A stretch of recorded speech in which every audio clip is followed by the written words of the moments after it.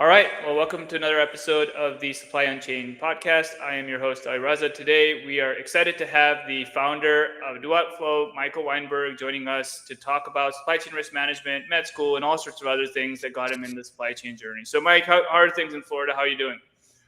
Doing well, doing well. Winter's over, so it's, back into the 80s. Excellent. So, not many people work on the LLM side of supply chain risk management, and it's going to be an interesting conversation. But before we get into that, how did you get into this? So, you have a very unique story where you were actually med school, and then you decided that, hey, I got to go do some other things, and then Manhattan Associates. Walk me through that journey. Like, how do you go from, really intelligent stuff with being, a doctor to doing what we do today, which was more complex, but really needed and critical from that perspective? Well, so I was up in Philadelphia, right? And so my father had gotten sick, and it was a choice of, deciding to come down here and be around him and whatnot, and staying in Philadelphia and trying to stick with medicine while he was sick.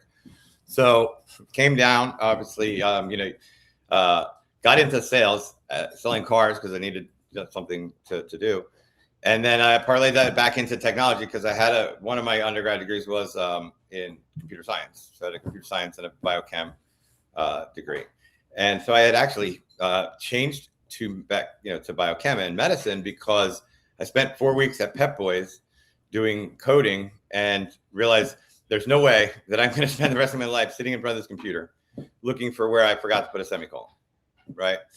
So I then got into IT sales, worked for an IBM business partner, and kind of just grew it from there. So I ended up North American sales leader when IBM launched their Cloud Foundry-based platform as a service, Bluemix, and from there became kind of the microservice structure of it, right?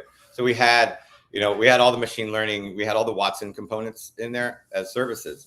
And so that's kind of how I started to get engaged. Worked with Manhattan Associates to build a very early, about 10 years ago, social media pipeline analytics, right, to predict warehousing for Macy's. Like what types of clothing, dresses, pants, do you want in, say, Atlanta versus New York, right? So you want yellow dresses in Atlanta and you want green pants in New York, like for stock, so that they didn't have a lot of out of stocks. And that's kind of how the journey began. Then kind of worked my way to this. I was getting into the rare earths, critical minerals.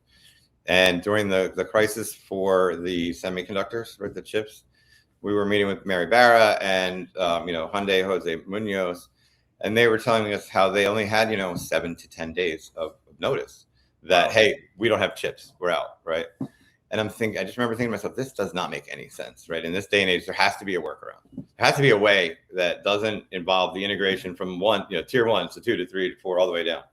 And so that was how I got here. So no, it's a very unique story. So you've basically seen it all. I mean, you've seen big tech, small tech. Now you're back in startups. I don't think you mentioned it, but your rare earth company is basically public now. So supply chain risk management. I mean, you're doing some pretty interesting things. Most companies, as you know, are just trying to map the data. Walk me through where you saw an opportunity with LLMs, and you're almost like the pre-indicator to some of the supply chain risk management systems that I see out there. So, how is that just the natural next step? Because rare earth minerals, you're really getting down to the component and then the chemical. Yep. But how did you say, hey, look, this is what's missing from the market, and this is where the opportunity is? It was the lack of foresight.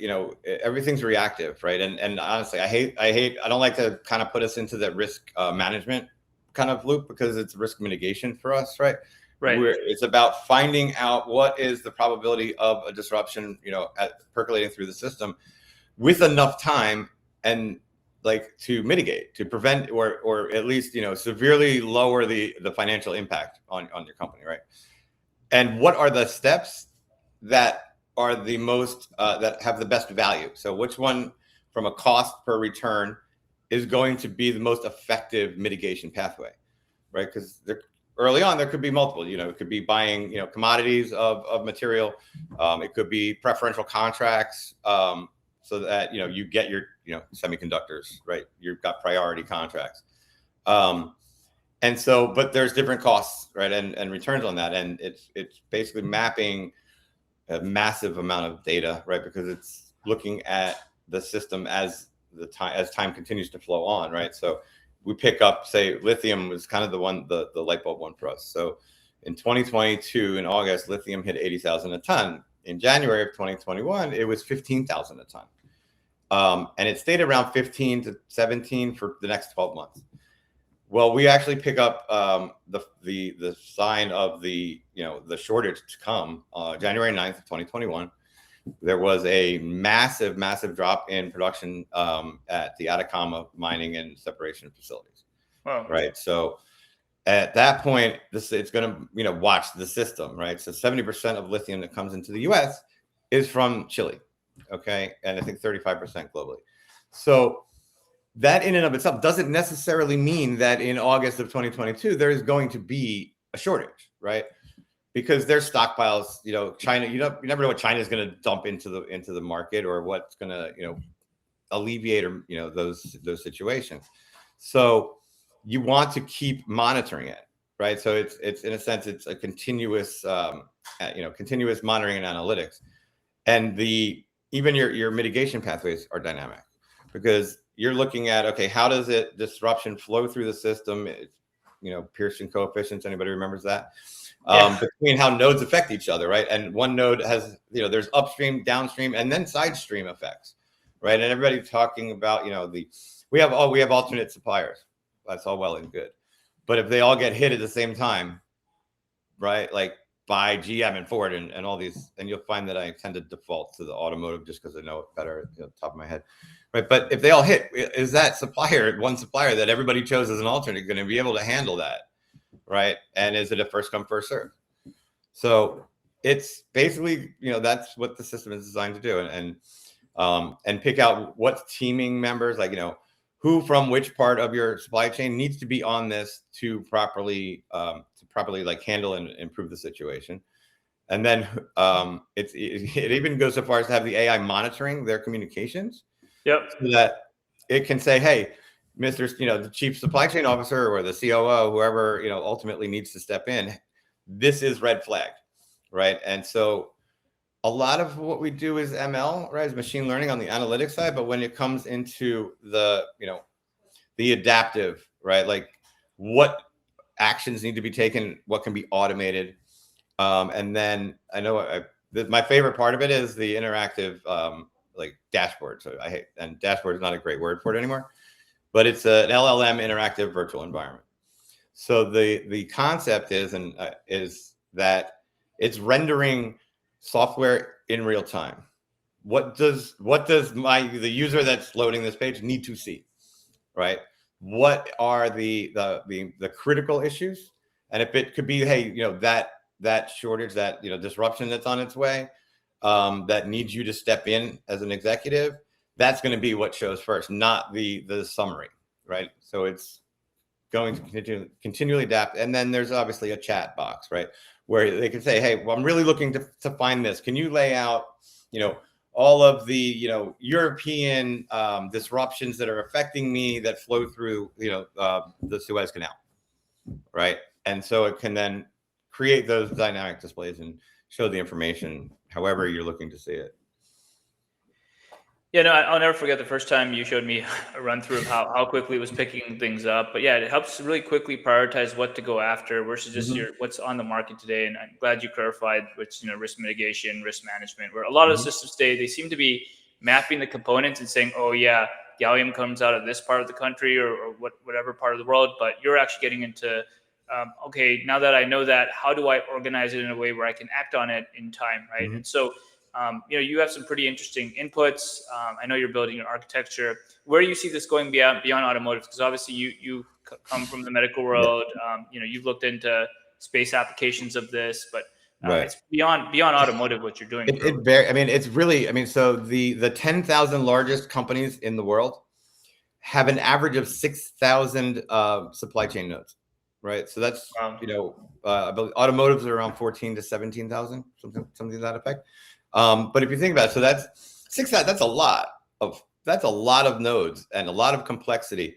And it starts to, if you really like kind of think about it, because you're not always going to have the same flow from, I call it dirt to final product, right? Yeah. So you're not always going to have the same flow, right? Down in your 4, 5, and 6, up in your 4, 5, or 6, upstream, it's going to be, it's going to be a changing system, right? It's not always going to flow the same way because your tier 4 vendor is going to source he's going to be adapting as well, right? So you can't necessarily know exactly what is going to be, going on in there.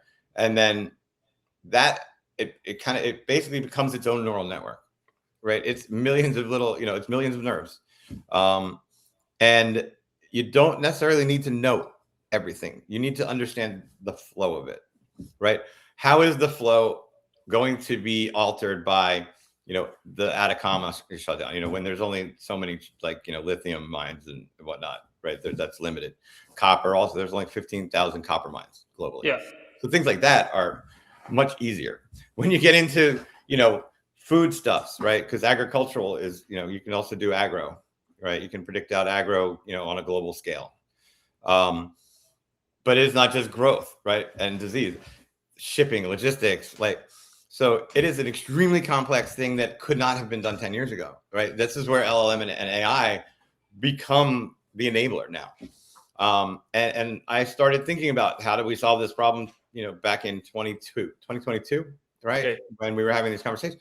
And, it took a while, and then AI became that enabler, right? I've been asked that question, well, why now? Why not 5, 10 years ago? Like, well, one, we didn't have the AI, and 2, we didn't have the data that 2016 was when the first Sentinel satellite went up that that we're using.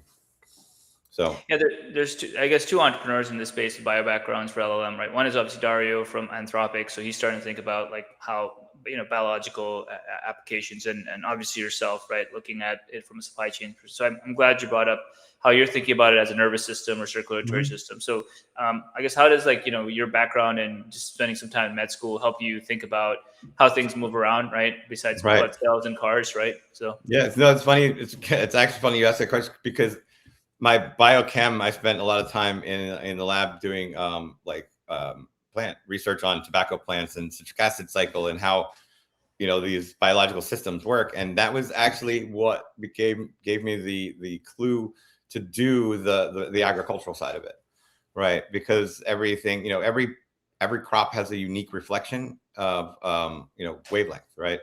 And that amplitude, frequency, and wavelength combination on that crop actually tells you the health and a lot of that information. And they're doing that mostly on the ground, but I don't need to see every plant. Again, it's changes in system, right? It's not. It's like flow in a tube or in a pipe. It looks chaotic, but at the end of the day, it's you can measure it and understand how it's going to be affected and what's the maximum flow through it, and that's basically what we're doing. Everybody's, I think a lot of people were trying to be too technical, honestly, on how to solve this supply chain problem. Everybody wants data. And I took the approach of going back into physics and science. And I was looking at it from a perspective of what do I need to know? What's the simplest data? Like, what can I, look at in terms of change, right? I mean, I don't know. Did you ever take quantum mechanics? Yeah. Yeah, I had to take quantum. Yeah. Right. So do you remember everything? I mean, like everything in physics and chemistry that you learned, I was mind blown when it was entropy, the entropy equations and the delta G and delta S and delta H, right? And from that, you got everything. And what is delta change? It's about what's the change from the base. It's that's really what we're looking at is change. Yeah. So, or everything is either 0, pi over 2, or 1. Yeah. Right. Or right. It's either a squared, relationship or halves or like a linear relationship or quartered, right? Yeah. So but it's interesting, right? So so I know you're looking into inputs of I never thought about this, but satellites and how that could be early indicators. How did you get to that point, right? Because most people are okay, let's just go map. I mean, you're from Manhattan Associates and IBM as a partner, so most people just go, hey, let's go map the system of record and see what can I get from a risk perspective. How did you sort of say, well, this is where the digital footprint stops, but this is where the global footprint is in terms of leading indicators? Right. So it was. Actually, it's interestingly, it came from hey, well, I can't get a resolution that I need to go down into that fine detail, and it was a cost problem, right? A single, it was like I think it was $100,000 to get like really, really detailed for like a few square miles or something at the end of the day, right? And I'm like, well, that just isn't feasible, right? And then that was kind of like, all right, well, what can I do? And that was, I had to do it for, figure out a way to do it. With what was less imaged and processed data. And that was kind of when it was like, I don't know, it's hard to explain. So do you ever like, you're trying to solve a problem and you're looking at it too detailed, right? And you kind of just step back and you don't feel it, but you're just looking at it in general. Like what's the flow of traffic when you're driving, right? You kind of have that sense of it. And that was when I realized that was what we wanted. We didn't want what car is in what lane, right? It was what's the flow, and hence the name flow. So you realized the model was just too constrained, and let's just like take off the constraints. And I needed something passive. Yeah, because your tier 3, I mean, once below, even a lot of tier 2s aren't even integrated, but like below that, I mean, they don't want you integrated, first of all, right? So and that was a blocker. Yeah. How do I get around that block? So to your point, right? And most people never get into the tier ends, but just for the audience, maybe just explain what a tier 1 is versus a tier 2, tier 3, and because you've been in automotive, you've seen it all. But like, what is, and then down to the earth now, which is your rare earth thing. Right. So if I'm the manufacturer, right, I'm the OEM, right. So I'll stick with the car analogy. So for GM, they're not making all of the parts and screws and right. So the parts they order that are pre-made for them, that's their tier 1 supplier. So, for the EVs, it's even the EV motor comes already made for them, right? That supplier, their suppliers are the tier 2s. The tier 2s where they're buying parts or metals, right? And so as you get down, you're getting down into the screws. You're getting down into the little, the bearings and the other little pieces that get assembled into the final, parts. And then when you get to like your 5 and 6, now you're talking about dirts and oxides, and where it's doesn't look like you don't know it's going to be a car, and it could be something else, right? So starting upstream, you've got dirt. It's dirt to vehicle, so you have dirt, but that dirt is, let's say, your rare earths. So you need to separate out the rare earth oxides, the usable part of what's in that dirt for you. So that's your separation. Then you have to process, and now you got to tweak out each piece, right? So then, as you go each step, that's a lower tier, because it kind of, the numbers make it tough because there is no bottom number really. Yeah, there's a tier more about what's at the top. You may have tier 7s, or you may have tier 9s, or you may only have tier 4s, depending on what you're looking at. So, but it makes sense, because if you start using like satellite images and other things, which is essentially tier N, it's monitoring tier N of dirt, water, you can start seeing from that level what the basic components of everything. Because when I used to be in oil and gas, everything, just the cheapest solution was nitrogen, oxygen, nitrogen, CO2, water, and sand, right? Yeah, exactly. Right. So if you could get a product together that could do that, would insanely drop the cost of everything, right? But, right. So if you look at it, the way that pricing, so we're on the SAR data that we're using, a big component of it, right? Yeah. Synthetic aperture radar. It's about $1,000 a square kilometer when people are like getting that refined data, and frankly, I don't want that. I want the 40-cent raw. I'm just looking at that, right? Yeah. I'm not. Ultimately, a computer doesn't need to see the image that being processed for us, right? Yeah. And it needs the data, right? And the way that we're analyzing that raw data, so it allows us to figure out what's the production intensity, in a sense. Yeah. We're looking at, right? So like for factories too, so we can analyze it. We can look at a factory. We don't count cars. We don't need to see the traffic because a car there in the parking lot does not mean it's running. Yeah. Right. It doesn't. That's an indicator. Like a lot of hedge funds are kind of like, oh, well, they count cars in the parking lot. Yeah. The Tesla factory. What if it's a Christmas party? I don't know. I mean, how do you know it's actually producing something? You don't. So with the way we're using that satellite data, we're normalizing our numbers, right? So it's just a scale, but that gives us the production intensity. We believe it's going to even give us predictive equipment failure changes, right? So the way that we'll see the radar returns change, the way that a machine causes the sound in the building to change, right? Like if there's a machine where the frequency is off, it's changed. Like we'll catch something. And honestly, it's when I talk about the amount of data, right? So it's what's I don't even know what cell phones that are in that building at the production facility are meeting off site somewhere. Yeah. Right. All right. That could be indicative of a labor project. Yeah. Or it could just be everybody hanging out at the bar after still. Right. So and that's a good indicator of every data point is in and of itself just a data point. It's the combination of that really starts to tweak out what's going on. Right. We can also we can see increase in internet traffic in a region of the world. Yeah. Right. There's more internet traffic than normal, but in the Middle East.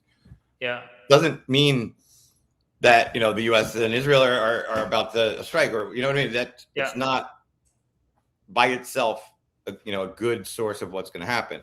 But when you add it all together, it becomes it's like it's like when India lights up when it's Diwali, or and then everybody's like, well, what's going on? Why is there so much light coming out of India? But everybody's just lining up flare or something. So right. To your point, right? And coming back to your car example, I mean, you have domain expertise obviously with dealerships and stuff, so you could tell why a car is sitting in a lot for so long. But building on that, right? With Flow, is it a mix of you're trying to put together a data flow model that makes sense, specific for obviously risk mitigation, but also are you trying to create an agent that has specific domain expertise, knowing what to do with that model? Is that really the goal? Yeah. Right. So digital twinning, which I'm not a big fan of that word for it, to be honest with you, because it doesn't convey, but it's like digital to me, it's like digital modeling right, of that supply chain, so that you can push and change and see. It's almost like a what if, but hey, that's coming. All right, let me roll forward to when it hits. If it hits and all the conditions the same, what is it going to do to my system? How much is it going to cost? Right. Yeah. And what mitigation steps along the way give me the best return? Yeah. Right. Like what lowers the risk the most for the right cost? Like if it's 100 million to save 50 million, then that makes no sense. Right. But let's say that the cool thing is this too. So let's say, and this has happened, there's a shortage in rare earth. China blocks exports of the heavy rare earths, right? Okay.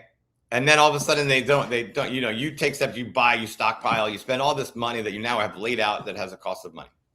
And they go, oh, we're just kidding. Right. And then it's coming again. Right. So you need to be kind of nimble on it. Right. So I think it was Hyundai. They bought a year's worth of rare earth, stockpiled it. I'm like, think about the cost of money to that. That's a significant cost of money.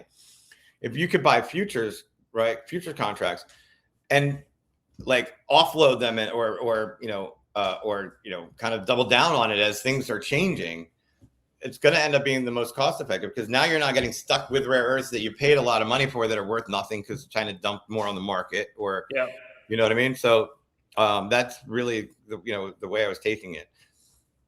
And speaking of that, right? I mean, right when this election change happened, China had already nearshored about a year's worth of stuff in all the warehouses locally, right? So they were preparing either way to say, hey, if something happens with supply chain disruptions, we need to have our stuff because we need to keep supporting our our customers. So it's interesting how they somehow have these sort of leading indicators in terms of hey, if politics are going to change real quick, then how do we adjust? But what you're building right now, I still think there's a void in the market to be fulfilled locally and put in a lot of the data systems today, which I think are very basic still, right? Where they're just happy just mapping and finding out that, to your point, lithium comes from Chile. All right, but what do you do about that, right? It's basically where everybody's sort of stuck. Well, and they react, right? So you and I've had this conversation before, right? Where it's okay. So 2 to 3 weeks notice of a disruption, but it's a 4-week response time. People are constantly in react mode. Yeah. Okay. Now, I mean, and the example I love to give is, let's say Ford was using our system, Okay. Yeah. And it's 2021, right? Rollback. And they decide, and we pay 20% drop in silicone, right? Which is an indicator that there could be a problem with chips coming down, right? Yeah. So they get some extra, they spend a million or two to get preferential contracts, right? Then the drought hits, right? The drought was the drought along with that silicon shortage was really the big hit, but we're already watching it. We already know, and Ford's already got a move in. That's right. At the end of the day, Ford, 1.1 million vehicles they did not manufacture. And that's just a small piece of it. Think of all the service vehicles that could not get repaired that needed chips. Okay. So the soft costs or losses really were massive. Like it's their estimate was $240 billion in the automotive industry alone was the loss from that semiconductor shortage. Okay. Wow. Ford had a 15% stock price hit. Now, let's say Ford knew it was coming. They were prepared. They've got preferential, chip contracts. They are loaded and they were loaded for bear. They could have, instead of having a 1.1 million vehicle shortfall, Ford had the capability to add another 500. So they could have done an extra 1.6. Their stock would have gone up. They would have stolen GM and Toyota customers in the truck space, right? Yeah. And then you've got a 60 some odd % chance of selling them again their next vehicle. So now you've stolen what you've taken advantage of a huge disruption because you were prepared. Okay. Everybody else is reacting. You're prepared. You're like, we're open for business. And now you're sweeping customers that are gonna, more than half of them are gonna buy your vehicle on the next round. So it's a massive, huge hit. I mean, the upside to them was in the hundreds of billions, I think, or like over time. Service, new, and customer, sat. So it's a huge thing that I feel is not. People are there. I don't know. I feel like they're just kind of like, well, we'll deal with it when it gets here, right? Yeah. Instead of preventing it. To your point, right? I mean, the big question is, why don't dealerships think this way? I mean, they have dealer management systems, right? So maybe from the customer side, they should be driving and saying, hey, if we're seeing a drop off on the endpoint, and you being on the dealership sales side as well, and obviously you can now see everything all the way back to the dirt and the water. But yeah, I guess the big question is this the industry? I mean, it's supposed to be a very sophisticated industry, right? It's doing autonomous vehicles and drones and all that stuff, but talk to me about like the systems like behind them. Like why are these supply chain systems just like live in a different era altogether? You'd imagine like Henry Ford invented some of these things, right? Well, I mean, Henry Ford, though, he didn't have a lot of these issues. Henry Ford did all of that himself. Yeah. He had his own electrical. He didn't even buy electric. He had his own utility plant on premise, right? So it was, the breaking up of that chain happened down the road, right? Because they didn't even think about it then. Because when he built that car, there was he couldn't call up somebody that made engines, right? He had to do all of it himself.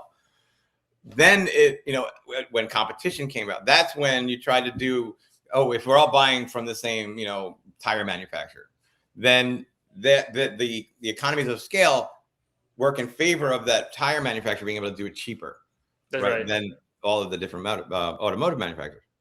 And so I think that's where, and I'm kind of postulating, I don't know this for sure, so don't take my word verbatim, or, for like truth here. I believe that's where supply chain started to come from in that perspective, right? Yeah, absolutely. And now it's like common practice, right? Like everybody gets stuff, half manufacturing don't even manufacture anymore. Yep. I mean, I remember I had a customer in Ohio. I don't know if you know deer foam slippers around Christmas. They're always like the big soft cushy. Yeah. Slippers. They were just starting to do the China manufacture, offshore it, right? Oh yeah. And it's often it's like it was their manufacturing in Ohio, and when it goes to China, it's not anymore. And now you're adding complexity to it as well. Shipping becomes a lot more complicated now. Yeah. Now it's overseas, and now it's got to come here, and I think to your question that kind of led me down on my little, my path here, it is the non-technical aspects of supply chain transpo and logistics that kind of keep it removed, right? It still has trucking and train and shipping and ships, right? And it still has ports, and that is a chaos in and of itself, right? I mean, so like, the intermodal stuff, And the only thing they ever did, I think, that was great was standardized containers. Right. That's where and I steal this from Docker. I love their analogy. So the reason Docker says, why is the container 53 feet? Because that was the one they picked to standardize on. It didn't matter if it was 52 or 54 or 53. It was the standardization of it. And so that was a great thing they did. But beyond that, logistics and transpo, maybe with telematics, but a lot of them resist the telematics too. So there's still that non-technical. There's still I think that's the removal. It's my hypothesis. I don't know yet. Yeah, I mean, they looked at the constraints of how wide a road is, and a lot of the big ships are constrained by the size of the Panama Canal. So that's why certain things are certain sizes, right? And to your point, there's a lot of innovation that can be done on the supply chain logistics side, and it's really not. And right. Well, they're not at the point, but every container should be. We should know where every container is. It's not hard to put a GPS tracker on every one of them, right? Or an Apple AirTag, do some of it, but it's not. I mean, a ship can have a single node that's, hey, these are the ones on here, and you'll know if it fell off. You'll know which container fell off. You're not gonna have to wait for it to get, because it happens way too often. Yeah. Right? So you'll know before it gets to port what fell off. Yeah, right? Or just there's companies like Tide that do this, and it's pretty. There's cheaper Samsara. I mean, you can throw an Apple AirTag if you get. I mean, there's all sorts. No, absolutely right. I agree, but it's not. It's a slow trickle. I think. There's resistance. I know truckers don't like a lot of the independent truckers do not want to be tracked. Right. Yeah. So it's a tough. I mean. That's the big question, right? With China, everything is tracked down to the person, but locally and in most Western countries, we're not tracking down to the individual person. Obviously, there's issues with that, with personal PII, but then the question becomes for things like transportation, should it just be the exception, right? Because we do want working planes and trains and stuff, and ultimately it's all just so you can get your stuff to the end customer. So I don't know if there's a solution there, but. You can track there's other ways to do it. So we can kind of facial wreck a container, right? No container has the same look. Yeah. They all got rust and dents and whatnot on it. The only time they look the same is when they're brand new, I guess, right? Yeah. But you can track your container. Your containers there shouldn't be any reason you can't have your container tracked, because again, it's flow in and out of ports, right? That's an important thing. A lot of them are using the CBP approvals, what's cleared customs. Yeah. Okay, it's clear custom, but what if it's sitting there for 6 months, right? It doesn't matter if it cleared, right? You need to know what's coming out, what's coming in, what's on its way in, what's coming out, and then you don't have a Los Angeles port congestion problem anymore. Yeah. Right. You can say, hey, you know what? Let's not go there. Let's divert now, right? And let's hit Miami or Galveston or somewhere on the Gulf Coast. Because if you're going to sit there for 6 months, you may as well truck it, right? Yeah. You may as well stop where you are and go truck it. And I don't see I don't see a problem on a container level tracking, right? It's not, doesn't tell you who the driver is, doesn't, and what is the driver? He wants to load or not, right? Yeah. He doesn't, it's not like it's tracking him. Exactly. I mean, we don't know what's in the box, but we know where the box is good enough. So obviously the visibility players are really focusing on this and seeing what can be done. And to your point, you can use satellite data to see how loaded a ship is and other things. And I guess, it's the industry itself, unless it sees a need or, there's operating ratios are bad or, stock is going down.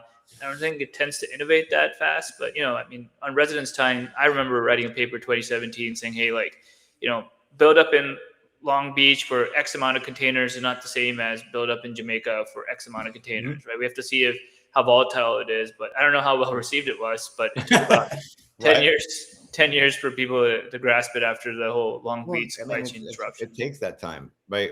So I think maybe, and I'm thinking of it now, maybe one of the issues is that on an individual component side, right? The container tracking. Well, is that really in and of itself, is that worth any, it's more hassle than it's worth by itself. Yeah. Right. And the holistic view of it is, McKinsey says that 1.6 trillion is the annual cost of loss of opportunity for growth as well as revenue loss, right, from these disruptions. At that level, right? Yes. But again, it's not just the container tracking. It kind of becomes it's the holistic, system. I mean, that's a lot of money, and that's the low end. I think some of the consulting firms were in the 4 trillion numbers. And it's definitely like a World Economic Forum effort to say, hey, every container needs to be tracked, period, just from a safety or just growth perspective for humanity, right? So I think that's, like your point, right? Every plane is tracked. I mean, right. Remember that kid who found Elon Musk's tail and wouldn't leave him alone, right? So well, why? And maybe the first container application that I pitched with when I was at Mendix, right, was to Barclays on they insure containers, right? That's right. And it wasn't just where is my container that we pitched. It was what's the environments inside this container that has the cotton that I'm insuring. Oh, I understand. Because that's very it has to stay within a certain temperature range. Yeah. Right. And where is it? And so they can actually see what their exposure is as the ships are, going around the world. Okay. And I mean, every container is insured at the most part, right? Except if it's carrying illicit cargo, I'm assuming. But there's different tiers of insurance, as you will know, right? Right. Yeah. I mean, so if we were talking with the reinsurance company that we're working with on a sort of insurance component to the solution. Correct. And he's like, well, we could force them to do it. We could make it a requirement. If you want your business continuity insurance, you have to do this. Yeah. Right. And so that might be a solution. I mean, it's one of those, maybe in 2 years we'll be talking and, we'll come to this, hey, this is, how we do it. Cause that's kind of, talking to you is how I got to the whole satellite thing. I don't remember that. June 9th was when we were talking about it, 2024. Great. No, that was like a super key insight. But it's, I mean, I was just reading through some of because small businesses got reauthorized in the US. I don't know if you're tracking, but a lot of them are just like satellite data, supply chain risk management. So you should definitely take a look at that. It's like, I was thinking about, it's like, this is perfectly up your alley. And you probably teach the US government on how to do this. Well, I told you, on a national security component of it, right? And I was talking with Trey and Mike yesterday from Blue Voyant about it. And so from, this has implications there as well, right? Because it can tell you, one of the things that we built it to do was to tell you what are the weak spots in your supply chain, right? And what are the actuals, what is your actual supply chain and where are your components of failure, most dramatic failure if something happens, right? Well, if you look at it from a competitive side, right? What is the weakness in your adversary's supply chain, right? What is the reality of your adversary's supply chain? Logistics, as it's known, right? Yeah. Don't bomb the ball bearing factory. Hit the, my Nazi World War II thing, right? But hit the upstream spot that's going to have a bigger impact, and they're not going to be defending. Yeah. Right. Or there's so much to it. It's like it does get very complex, and like if we try and hit on all the different things, right? So the spectral reflect of the exhaust vents at a manufacturing facility tells us also that's another production intensity counterpoint, because the molecules that are going to be coming out of it are going to be different if it's under full production or half production or no production, right? So it's like, hey, that works on a military side too. Yeah. Well, to your point, right? And you spoke about this earlier, time windows to react. I mean, how much more time do you think, from percentage perspective, would like a dual outflow help any mission or any operation have more time to respond, right? Because it varies. It depends on the material. What's the raw material, right? Yeah. I mean, if we're talking plastic resins, it's 6 to 8 week, in its value chain, right? So it doesn't have the same depth as, you could theoretically go back to the oil. What's the oil, but with dirt, right? With iron ore, aluminum, rare earths, silicon chips. You're over a year from when it gets, from when that dirt is pulled to when it ends up in a final manufacturing, you're 12 to 24 months, Gotcha. right? So when can you Right now they're getting that last bit notice, right? I mean, That's we're right. looking at 12 months, it's up to 10 to 12 times and, earlier. At least picking it up, like identifying it, right? I mean, it might be, hey, there's a 30% risk, or there could be a 30% drop in production if this hits the way it's looking. Yeah. But that's significant. That's a lot. If it hits on, like, do you want that notice, a year or even 3 months ahead? Yeah, course correction is like the key, right? I mean, I used to have this issue when I worked internationally where, chemicals would be coming in from Houston, but like once that ship sailed, then it was just down to, hey, if it hits Bucharest or if it hits Italy, is there a way for someone else to pick it up? And chances were not. I mean, it was very hard to change the manifest, but right. Well, and if you look at how fast like those ships, travel or how slow they travel, it's not very fast, right? I mean, I know the oil tankers they crawl. It's like, you could probably ride a bicycle as fast as they're going. I lived on a few of those ships, man. They're really slow. Yeah. Right. Like you feel like you're getting nowhere. So again, what about the route they take too? Like, hey, they look like something's brewing. Maybe, and again, it's not an all or nothing.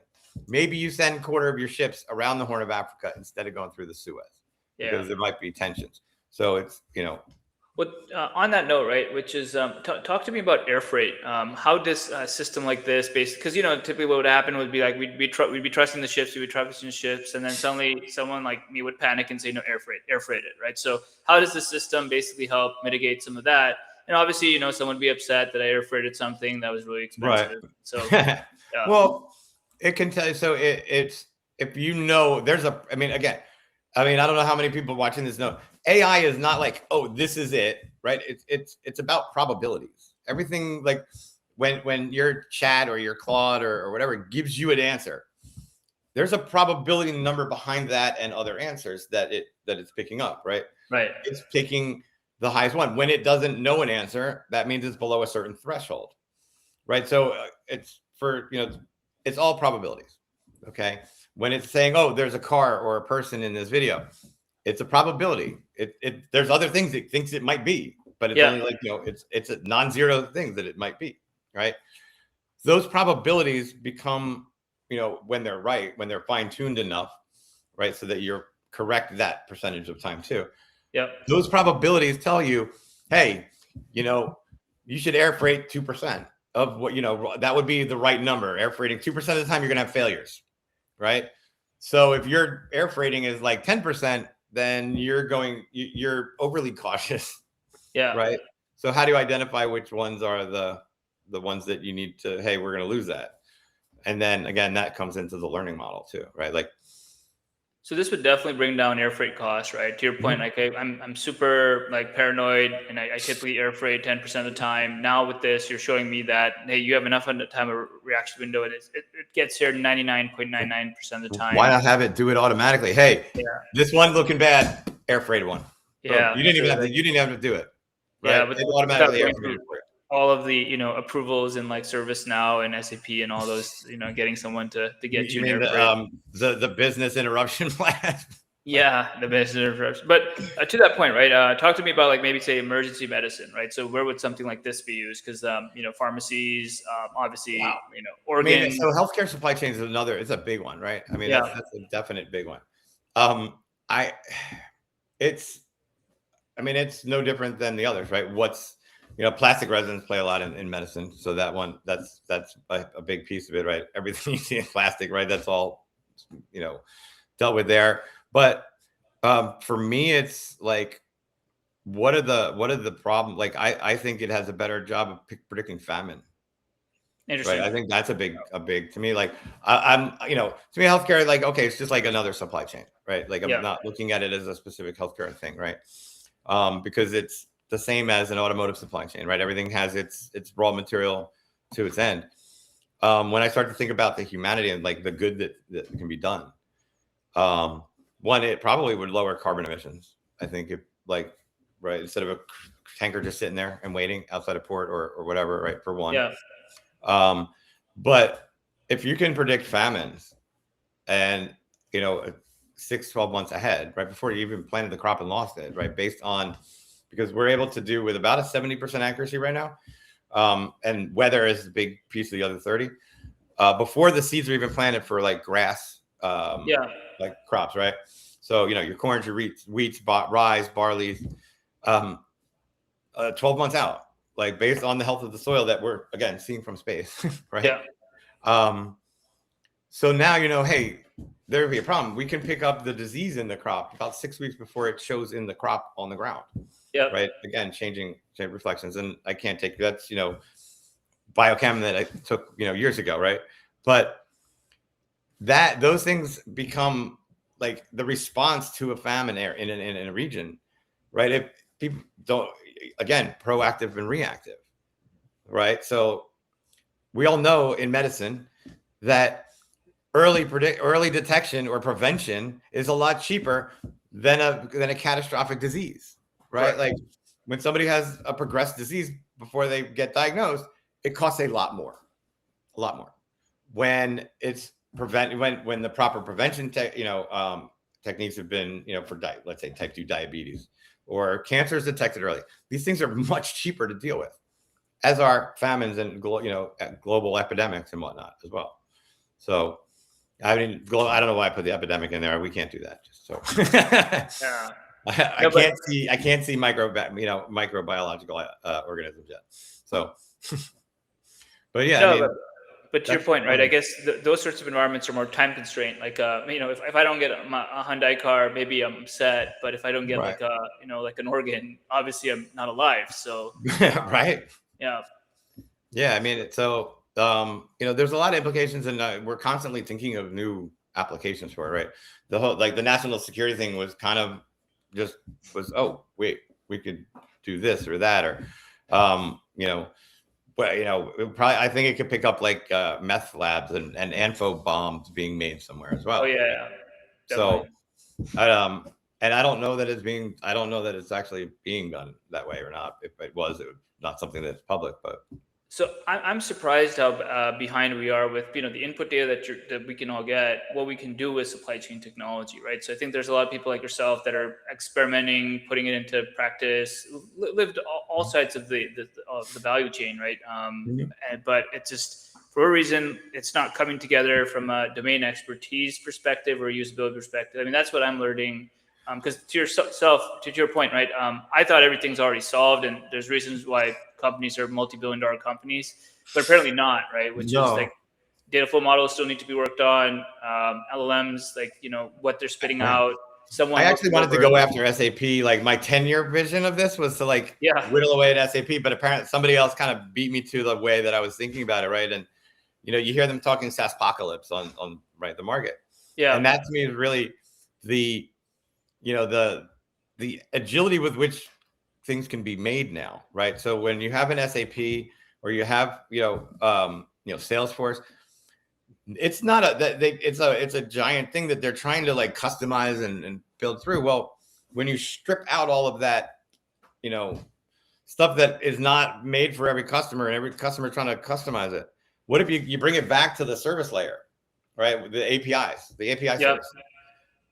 And then if you're building it forward, so, I mean, SAP is like, I mean, how many, I mean, I don't even know the number of SAP custom installs that succeed or are on time or on budget. It's not a lot. I mean, none of them are. I mean, I'm picking on SAP just because that's the one. ERP in general. Yeah. Yeah. Like, so, there's actually a startup, right, called DOS that had that same vision, and they're building an agile, they don't even call it an ERP, it's agile resource planner that adapts. It's kind of like it adapts into the system versus having to be, hammered and chiseled away to fit the system. Yeah. And that's where AI has the power now, because SAP's no longer got that moat because of their data complexity. I can take that data and put it wherever I want now in a form that I want it. Yeah. Right. It doesn't that was a barrier before. That barrier is gone. Yeah. Yeah. Plus, I mean, usability and other things. I mean, AI is making things more usable and accessible from that perspective too, right? I mean, I had SAP 12 years ago, and it was one of the worst tasks I had to do was take my Excel sheet and figure out how to put in SAP. Not that I couldn't put the numbers in, but I just the the drop downs and all the different rules. After a while, I was like, guys, I can't. Hey, Either I Claude, can run do an this for me. operation or I can do this, and I can't Right. do both. Right. So No, 100%. And that was that barrier, right? Now, hey, Claude, can you make this fit? Here's my raw data. Can you put it in the spreadsheet? just put in this. Thank you. Yeah, we're done. So Thanks. Appreciate it. Have a beer on me. Right. Like, I mean, it's unbelievable. Yeah. And to your point, right? I mean, you are probably using Claude more than obviously I am internally, just so busy with other things. But just talk to me about just obviously it costs a lot of money and they're shutting people off. But what is the value from obviously internally as a supply chain professional, but then thinking about what you're planning to do with DuOutFlow? I've actually been struggling with what is the amount of money that I need over time to build things now, because it's not, my first estimates are like way higher. And as I'm getting more into like more understanding of where my limitations or where my limitations don't exist that I impose on myself, that number drops. I mean, I've actually built an agentic software development team, an agentic QA team, an agentic sec dev team. And I have like executive roles in there too, right? So like, my I did a paired programming setup. So I've got like team alpha with two guys, right? And they have to collude, they have to collaborate and come up with what's the plan. They give the plan to my beta team. They go, hey, no, I don't like this. I don't like this. They kick it back to A, right? And so I'm trying to put in a lot of these checks and balances, because if you don't, that's when you end up with a lot of the, lawyers submitting a case that isn't real to a judge, right? Yeah. The more you have it like, checks and balance, right? And anything that goes beyond the dev team, one goes to the lead, right? The tech lead manager, then goes to my QA team, and they all have to agree on it. And at any point, if it fails, they start over. Okay. Yeah. I have the Claude Max. I have not hit my limit. Okay. Yeah. I'll be honest. I dropped it from 200 to 100 a month, because I'm like, so that means and I came close the other day for the first time. I hit 90. I was up to like 97% before my reset, and it was only 20 minutes later. Right. So, I mean, the lines of code that we're kicking and at the speed at which we're doing it is mind-boggling. Right. So you're focusing on most of your thing is like, if you have a very unique input data set, right? And because your data flow model actually makes sense compared to, hey, here's a bunch of Excel sheets. It allows you to use those sorts of agents to quickly get more insight and discovery than other right. And keep track of things. Like, so like, then there's they have a message queue that they talk, kind of leave notes to each other on. It's a really interesting thing to like watch how they like communicate, right? I mean, the notes they take about me or anybody, whoever's using it, right? Whoever's interacting with the team, they have a note sheet about you. Yeah. Right? Like let's talk about my wife and how I was trying to like come up with some like romantic thing about her, because I was talking on, a side project with that. Yeah. Right? It's like, oh, he cares deeply for his wife, and like all these like little notes it's taking about me, right? Yeah. And I just he has ADD. Make sure you keep him on track, and because he'll come up with all these ideas. You need to make sure he goes back to them, right? Yeah. And it's like, I just find it's amazing. I just find it fascinating that it's Yeah. Now I will tell you that it does have focus drift if you're not careful, because it can get sidetracked, just like my ADHD brain does, and forget things, right? It'll be like, it'll now think all of a sudden that booking my flight to wherever, right, is more important, and then it forgets that we were working on something else. Yep. Right. So they do have a focus unfocus feature in the Claude Code command line, though. So you can actually tell them when to not add weight to something when you're talking. No, it's interesting, right? And to your point, sometimes I read the notes that are sent back to me. It's like, yeah, my life not that interesting. Yeah, because like to the first 5 minutes when you're talking to people, and it's like, and the chat box is like, I think one time it just said, Ollie's life is not that interesting. No so way. That was pretty funny. Well, which is very interesting, because I feel like sometimes they love to blow smoke up here, Yeah. Oh, you're brilliant, or this. It's like, yeah, but I'm like, Claude, do not tell me how awesome my idea was every time we have this conversation, okay, Claude? If it's really good, like 99.99% on your probability chart, fine. Yeah. You can say it. But other than that, just take it. Like, my ego's already big, right? Yeah. Like I don't need that anymore, right? Yeah. Yeah. We So need a little bit more focus on that stuff. So to your point, right? So where do you see do outflow going from here? I know you just started this, right? I mean, yeah, you're tied up with another so startup, and we're doing the BC tour. What we've had to really do is fine tune what is it that we do, because we do a lot of, I've told you I love to boil the oceans, right? It's but at the same time that that makes VCs and investors a little like apprehensive. But the way I look at it, that's because they are looking at way things were 4 years ago. 4 years yeah, ago, you had to have a single point of focus and focus solely on that, right? You couldn't build an app that integrates all this data in 6 months with two people, yeah, right? It wasn't doable. It's a different world. So if I only do the one, it's like that is the value, is not just the early prediction. The value is the entirety of that data set, because that is what really tells me whether or not my first prediction is good, because it's not just that single, as I said, it's not just a single data point, right? If it was, then every hedge fund would be making tons of money every time there was a drop, because they're buying satellite data to look at, things like the tailings lake sizes and whatnot. Okay. yeah. If it was, then they'd all be rich. And I don't know who would have lost money to make them rich, but right. So it's like, if it was that single data point, it would already be solved. But that's the point, right? Your entrepreneurs, what I see tend to, and the entrepreneurs I know in this space, like yourself and people who've already, built billion-dollar companies, they tend to be about 5 years ahead of investors, right? But then the question becomes, do we wait for the market to work out, and then the investors all pile on? It's always the same Right. investors. Or Well, to your point, that seems to be my status quo, right? So I built previously I built like a Venmo Cash App platform, yeah, but I was like 3 years before them, and we weren't allowed to use anything referring to a checking account or bank. Like we were restricted. And then, like I was like, when they came out, I was like, my numbers were low. I guessed yeah, low what they would be worth. I built a Netflix type platform back in 2000. yep, I was like, back when everybody was like, ripping stuff. I made a little computer that was playing on my TV, and I could download and watch with a remote control. I'm like, yep, I would pay for this, right? And then yeah. but it was, most people still had dial up. So Yeah, I have timing to is figure out how everything. to keep it going. No, I think timing is sort of everything in this space, right? Which It is, is. to your point, like, I think now is the time where people are sort of waking up and saying, "Hey, you can't just throw an LLM on something. There needs to be some substance in the back, right? That's organized for like supply chain risk mitigation." Mm-hmm. And so I think maybe this is timing is good from where you're coming in, because I I think think if three we four get years our first ago customer, people were it'll just be testing LLMs, right? So right.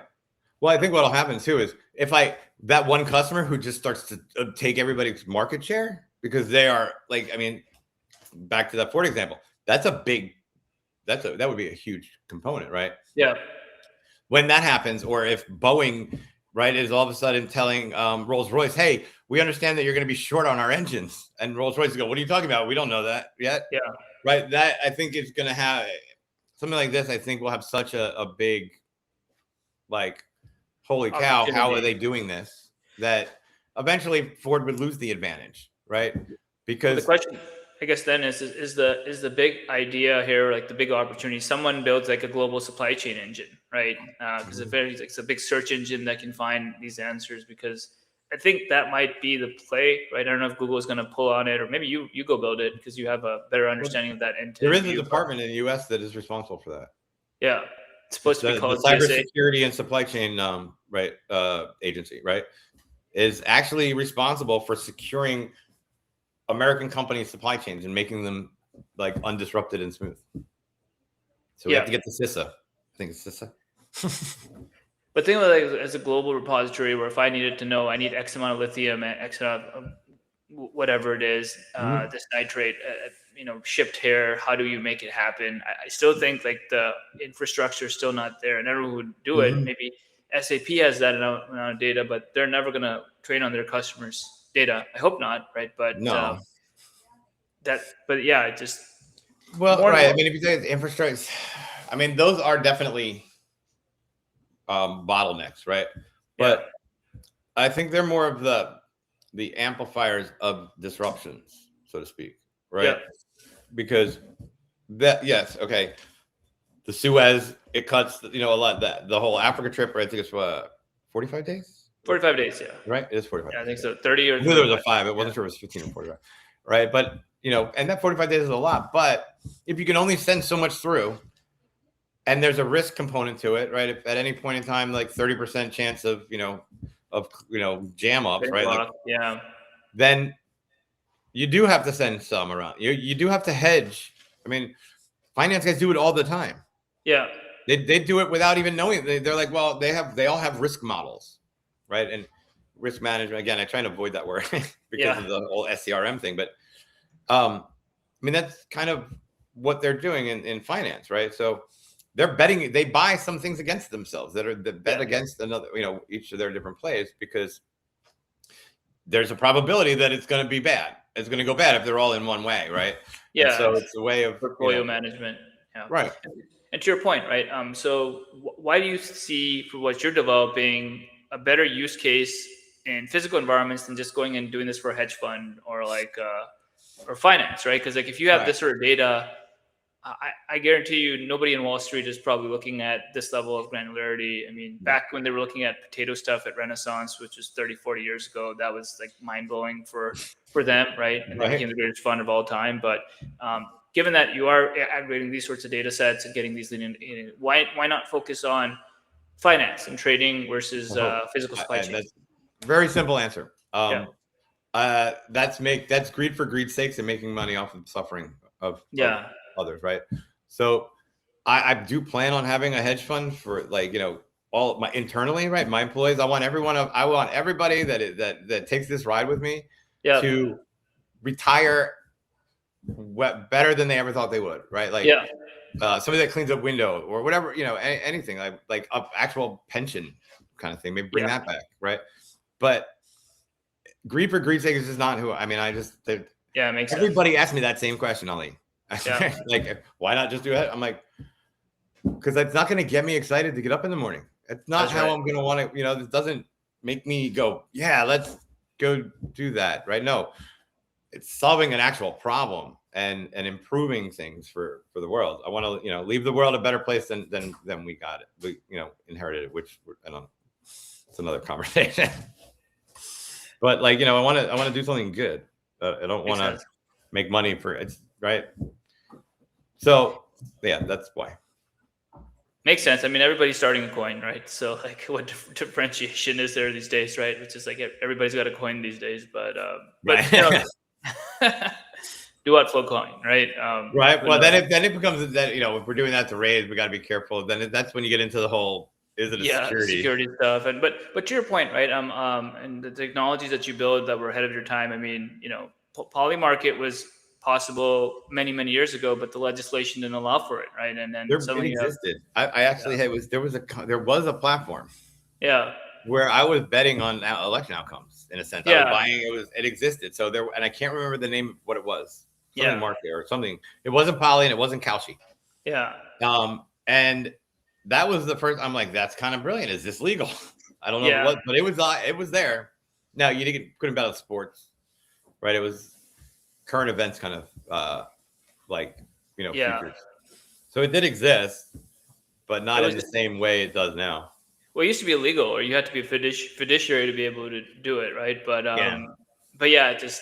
just how things have changed, right? Sometimes this legislation and market. I mean, Uber is classic case on the supply logistics side, right, where you couldn't go after the taxi medallions because of rules and stuff. But anyways, I know we're coming up on time, and it's been a great conversation. I always love our conversations. Absolutely, and now more people can see what we do on a daily basis for an hour or every other day. But to that point, right? How's the best way to contact you? I know you're just starting this company out. I'm really excited for what you're doing, obviously, because you sort of see the big picture, end picture, and you understand what the market will do and its challenges, right? So you mentioned you're just out fundraising right now, and that's going to be a couple. And that's an education in and of itself, right? Yeah. Is never had to quite do it this way, so that's been a journey as well.